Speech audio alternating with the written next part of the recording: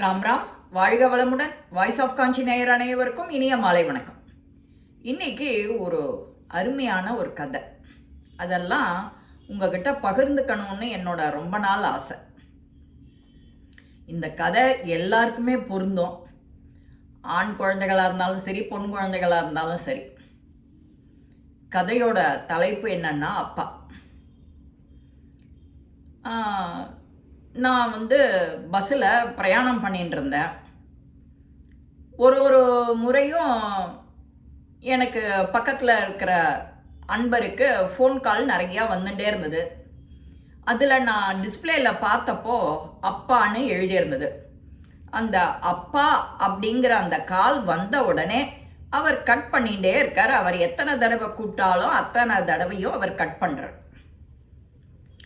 எங்க அப்பா தானே, பேசக்கூடாதா அப்படின்னு நான் அவர்கிட்ட கேட்டேன். அவர் இல்லைங்க, சும்மா தொணன்னு பேசிகிட்டே இருப்பார் அப்படின்னு அவர் சொல்லி முடிக்கிறார். எத்தனையோ பேருக்கு எந்த இருக்கும்போது எந்த ஒரு பொருளாக இருந்தாலும் சரி, மனுஷாலாக இருந்தாலும் சரி, அதோட அருமை தெரியாது. அது போனதுக்கு பின்னாடி தான் அதோட அருமை தெரியும். அப்போ தான் வலிக்கும்பா, அப்போ தான் அழுவா. அது வரைக்கும் அவளுக்கு அதோட அருமை தெரியாது. இதுவும் அதே தான்.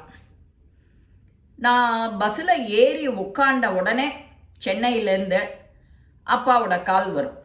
என்னப்பா ஏறிட்டியா, எத்தனாவது சீட்டு, நல்ல சௌரியமாக இருக்கா, புஷ்பேக்கா, எல்லாத்தையும் விசாரிச்சுட்டு எத்தனை மணி பஸ்ஸு ஏறின அப்படிங்கிறத குறித்து வச்சுட்டு கரெக்டாக மணிக்கு ஒரு தடவை, ஒரு 4 மணி நேரத்துக்கு ஒரு தடவை கரெக்டாக ஃபோன் பண்ணி விசாரிச்சுட்டே இருப்பார். என்னப்பா சிதம்பரம் இறங்கிட்டியா, தம்பியை அனுப்பவா அப்படின்னு. அந்த அரை தூக்கத்துலேயும் நான் இவாளெல்லாம் யாரையும் தொந்தரவு பண்ணக்கூடாதுன்னு மாயவரம் வரைக்கும் போயிட்டு விடிஞ்சதும் அங்கே ஒரு டீ கடையில் முகத்தை அலம்பிண்டு ஒரு டீயை குடிச்சுட்டு வரலான்னு நினச்சிட்டு இருப்பேன். அப்போ தான் கரெக்டாக அப்பா ஃபோன் பண்ணுவா.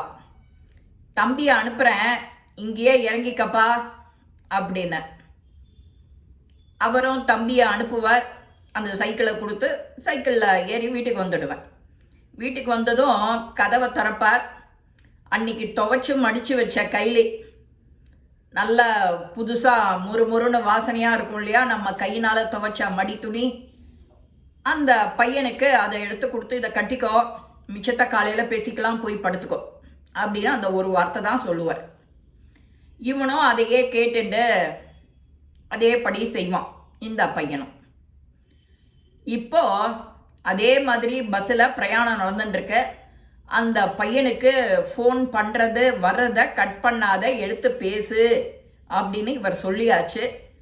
ஆனால் இவருக்கு என்ன சொல்லணும்னு ஆசை அப்படின்னா, யாருமே இருக்கும்போது அதோட மதிப்பு தெரியாது, அருமை தெரியாது.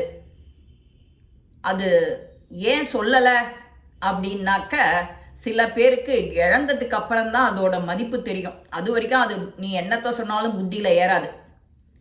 இவர் அந்த ரகம், அதனால் பட்டே தெரிஞ்சுக்கட்டும் அப்படின்னு அவர் விட்டுடுறார். யார் எப்போ, வயசான பேர் யார் எப்போ எதை பேசினாலும் உடனே ஃபோன் அட்டன் பண்ணி பேசணும். அவளுக்கு என்ன நிலைமையோ எதுவோ. நீ சின்ன குழந்தையா இருக்கும்போது இந்த மாதிரி தானே அவள் உன்னை பார்த்து பார்த்து எல்லாத்தையும் பண்ணியிருப்பா. ஒரு ஸ்டேஜ்லேயும் கையை பிடிச்சி நட சொல்லி கொடுக்கறதுலேருந்து, 1ஆம் கிளாஸ் ஸ்கூல் கொண்டு போய் சேர்க்கறதுலேருந்து, விஜயதசமி ஆனால் பாடம் சொல்லி கொடுக்கறது, பாட்டு கற்றுக்கிறியா, வீணை கற்றுக்கிறியா, டெய்லரிங் கற்றுக்கிறியா, பேட்மிண்டன் கற்றுக்கிறியா, ஒரு கிளாஸுக்கும் அவர் கையை பிடிச்சிட்டு பழகினால் தானே நீ எடுத்தோன்னே 25 வயசில் குதிச்சிடலையே. நாம் அதை நினைக்கிறது கிடையாது. அவருக்கு என்னங்க வேலை, அந்த ஆளுக்கு என்னங்க வேலை. அந்த ஆள் அப்படி கூட மரியாதை இல்லாத நாம் பேசிடுறோம் சில சமயங்களில். பொறுமை இருக்கிறது கிடையாது. அவருக்கு என்னவோ கஷ்டம், அதை பகிர்ந்துக்க நாம் நிச்சயம் உன்னோட காதுகளை கொடுக்கணும். அது கொடுக்கல, தவறிட்ட அப்படின்னா நீ மனுஷனாக இருக்கிறதுல பிரயோஜனம் இல்லை.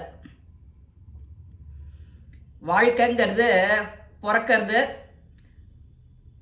அதுக்கப்புறம் இறக்குற அந்த ரெண்டுக்கும் நடுப்புற இடப்பட்ட காலம்தான் அந்த வாழ்க்கை. ஒருத்தன் ஆரம்பத்திலேயே பணக்காரனாக இருப்பான், இன்னொருத்தன் ஏழையாக இருப்பான். அவன் எல்லாத்துக்குமே ஸ்ட்ரகிள் பண்ணி வரணும். பணக்காரனுக்கு எந்த அருமையும் தெரியாது. அவன் அப்பா நேர கையை பிடிச்சி கொண்டு ஐஏஎஸ் ஆஃபீஸராக உட்காத்தி வச்சிருவா. அந்த கஷ்ட நஷ்டங்கள் தெரிஞ்சு ஒரு ஸ்டேஜ்லேயும் பசங்க கிட்ட பகிர்ந்துக்கணும்.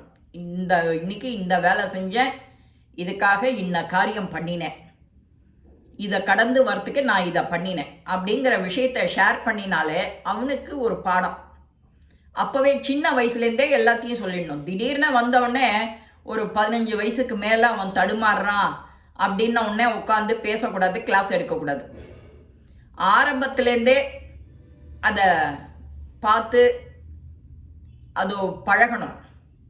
நேற்றுக்கு பேராசூட்டுன்னு ஒன்று டிஸ்னி ஹாட் ஸ்டாரில் பார்த்தேன், ஒரு மூவி. அதில் சேம் இதே அப்பா, பொண்ணு, பையன், அம்மா. அந்த பொண்ணுக்கிட்ட ரொம்ப பாசமாக இருக்கான். பையனை கண்டித்து வளர்க்கணும்னு அவன் சொல்கிறத எதையுமே கேட்கல. நல்ல ஸ்கூலில் படிக்க வச்சுருக்கான். அவன் சாதாரண ஒரு லேபர். அதுக்காக அவன் கஷ்டப்படுறதெல்லாம் அவன் அப்பா பார்க்குறான். ஆனால் அப்பா கிட்ட அடி வாங்கிறத நினச்சா அவன் தப்பு பண்ணுறான். சரியான நேரத்தில் சரியான அறிவுரை இல்லை, உடனே அடி தண்டி தான். அந்த பனிஷ்மெண்ட்டுக்கு பயந்துட்டே அவன் தப்பு பண்ணினதை மறைக்கிறதுக்கு இன்னொரு தப்புன்னு செஞ்சுட்டே போகிறான். இதுதான் படம் முழுக்க. அப்பா எப்படி நடந்துக்கணும் பசங்க கிட்ட அப்படிங்கிறது தான். அந்த பேராசூட்டையும் பாருங்கோ, இதையும் நான் சொல்கிறது கதையையும் கேளுங்கோ. யாருக்கு எப்போ என்ன உதவி வேணும், அதுவும் பெத்தவாளா உடனே பண்ணு. மாதா பிதா குரு, அப்புறம்தான் தெய்வம், கடைசியில் தான் தெய்வம். நாம் என்ன பண்ணுறோம், முதல் 3ஐயும் விட்டுடுறோம், கடைசியில் தெய்வம். கோயிலாக போய் ஏறி இறங்கி தீபம் ஏற்ற சொல்கிறாளா, அபிஷேகம் பண்ண சொல்கிறாளா, பூமாலை கட்ட சொல்கிறாளா, ராகுகாலம் தீபமா, எள் தீபமா, இதை தான் பண்ணிட்டு இருக்கோம். எந்த ஒரு காரியம் செய்யறதுக்கு முன்னாடி இது இப்போ ரீசண்டாக எனக்கு என்னோட குரு ஒருத்தர், மாமா ஒருத்தர் சொன்னது, அம்மா அப்பாவை வளம் வந்துட்டு ஆரம்பி, நமஸ்காரம் பண்ணிட்டோ ஆரம்பி. இது எதில் கதை வருது, சிவனையும் பார்வதியும் கணேஷா ஒரே ஒரு வளம் வந்து மாங்கனியை வாங்கிக்கிறார். முருகன் சரியானபடி பண்ணாமல் மயிலில் ஏறி உலகத்தை சுற்றி வர அம்மையப்பன் தான் உலகம்னு கணேஷா சொன்னார். முருகனுக்கு அது தெரியல. தம்பி கொஞ்சம் அஜாகிரதை, நமக்கு தான் நம்மளோட வாகனம் ஸ்பீடாக பறக்கணும்னு அவர் ஓடினார், தோத்து போனார். குன்று மேலே ஏறி உட்காந்துட்டார் கோச்சுண்டு. யாருக்கு நஷ்டம்? அவருக்கு தானே நஷ்டம், விநாயகருக்கு இல்லையே. அதனால் கோபமும் கூடாது. இதுதான் லைஃப். இந்த லைஃப்பை நாம் ஏற்றுக்க பழகணும். அதுதான் ரொம்ப முக்கியம். அந்த பையன் பஸ்ஸை விட்டு இறங்கி வரான். அவனோட கை அன்னிச்சையாக பார்க்கறது. யார் அந்த பையனை பற்றி சொல்லிட்டு வந்தாரோ அவருக்கு அப்பா அப்படின்னு டயல் பண்ணி பார்க்குறான். அப்பா நம்மளை இன்னும் கூப்பிடலையே, இறங்கிட்டியா, வரியா, எங்கே வர, எப்போ வரேன்னு கேட்குறதுக்கு ஆள் இல்லையேன்னு. அவள் அப்பா ஃபோட்டோவில் மாலை போட்டு தொங்குறார். வருஷம் அப்படி வரார். அதனால் யாருக்கு எப்போ எது எப்படி பாக்கியமோ அதை உடனே அனுபவிச்சிடணும், கடத்தக்கூடாது. இது அப்பாவாக இருந்தாலும் சரி, அம்மாவாக இருந்தாலும் சரி, கூட பிறந்தவளாக சரி இருந்தாலும் சரி, யாரையும் அலட்சியம் பண்ணாமல் துச்சமாக நினைக்கக்கூடாது. ஃபஸ்ட்டு அது நினைக்காம பழகினோன்னா எல்லா உறவும் இனிமையான உறவு தான். இந்த 2025 எல்லாரும் ஒரு பிரதிஜை எடுத்துக்கோங்க, அம்மா அப்பாவை கவனிக்கிறது. Simple line. இதை தெரிஞ்சுட்டாலே போகிறோம், அனாதை இல்லம் இருக்காது. இந்த பதிவு வழக்கம் போல் உங்கள் எல்லாருக்கும் பிடிச்சிருக்கோம். இது கொஞ்சம் மனம் கனமாக இருக்கிற கதை தான், வேறு வழி இல்லை. சில பேருக்கு சொன்னாதான் தெரியும்,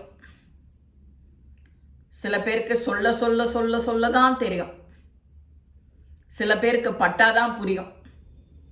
அதில் அந்த மாதிரி ரகமாக 3வது ரகத்துக்கு போயிடாம சொன்னால் கேட்டுண்டு அதுபடி நடந்தால் மனசுக்கு, இதயத்துக்கு, நம்ம சுற்றங்களுக்கு, நம் குழந்தைகளுக்கு, நம் சந்ததிகளுக்கு நல்லது. இந்த பதிவு உங்கள் எல்லாருக்கும் பிடிச்சிருக்கும். லைக் பண்ணுங்க, ஷேர் பண்ணுங்க, பெல் பட்டனை கிளிக் பண்ணுங்க, சப்ஸ்கிரைப் பண்ணுங்க, கமெண்ட்ஸ் பாக்ஸில் கமெண்ட்ஸ் போடுங்க. ஸ்ரீ மகாபெரிவா திருவடிகளே சரணம். நல்லதே நடக்கும். ஆனந்தமாக இருப்போம் நண்பர்களே. வாழ்க வளமுடன்.